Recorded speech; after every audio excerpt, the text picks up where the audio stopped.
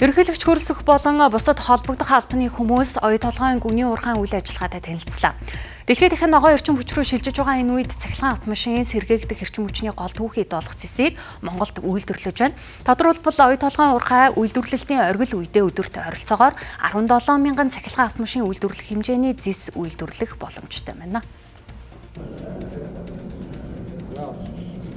За бид мэдээллийг газрын гүний 1256 метрийн гүнээс хүргэж байгаа юм а. 2025 онд уурхай олборлолт өмнөх оноос 50%-аар нэмэгдсэн. За ингэснээр дэсийн баяжмлын үйлдвэрлэл эрчимтэйгээр өсч дараагийн 4 жилийн хугацаанд гүний болон ил уурхайгаас жилд дунджаар 500 мянган тонн зис буюу 100% цэвэр металл үйлдвэрлэх төлөвт шилжиж ажиллаж байна гэдгийг за холбогдох албаны хүмүүс онцоллоо. За ингэснээр оюу толгой 2030 он гэхэд дэлхийн 4 дахь том зэсийн уурхай болно гэдгийг мөн онцолж байлаа. Оюу толгой уурхай бол манай улсын хөгжил дэвшил, манай ард иргэдийн аж амьдралд онцгой чухал үүрэг гүйцэтгэж ирсэн бөгөөд цаашид ч гэсэн улам их үүрэг өгөөж өгнөх төс Монголын ард түмэн итгэл төгс байгаа. Энэхүү бүтээн байгуулалтын цаашид бас уул уурхайн бусад олон бүтээн байгуулалтын хамгийн сайн жишг болж хөгжиж дэлхийн эхний 5 багтсан ийм сайхан уурхай болон хөгжинэ гэдэгт бол бид бүхэн итгэлтэй байна. Одоогоос яг 2 жилийн өмнө бид 1300 метрийн гүндэх энэ цэгээс оюу толгойн гүний уурхайн олборлолт эхэлсэнийг зарлаж байлаа.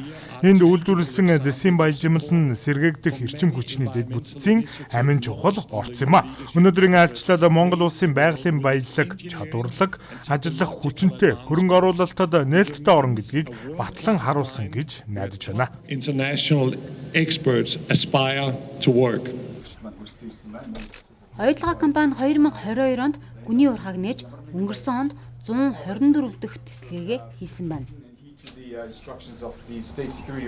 За өнөөдрийн байдлаар бол оюутлагаа маань ил уурхайгаас нэг хоногт 100 орчим мянган тонн, далд уурхайгаас 95 орчим мянган тонн одоо хөдрийг олборлж баяжуулаад одоо экспортод гаргаж байгаа. Оюутлагад 20 мянга гаруй хүн ажиллаж байгаагийн 97% нь монголчууд. Үүнээс 25% нь Өмнө Говь аймгийн иргэм.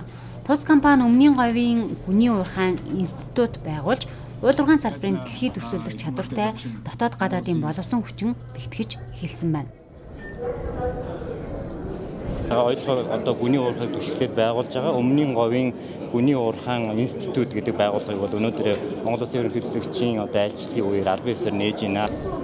2014-өөс 2024 оны байдлаар оюутлага төсөл манай улсын нийт экспортын орлогын 17 орчим хувь, эрдэс бүтээгдэхүүний экспортын 20%, гадаад валютын нөөцийн 44%-ийг бүрдүүлсэн байна.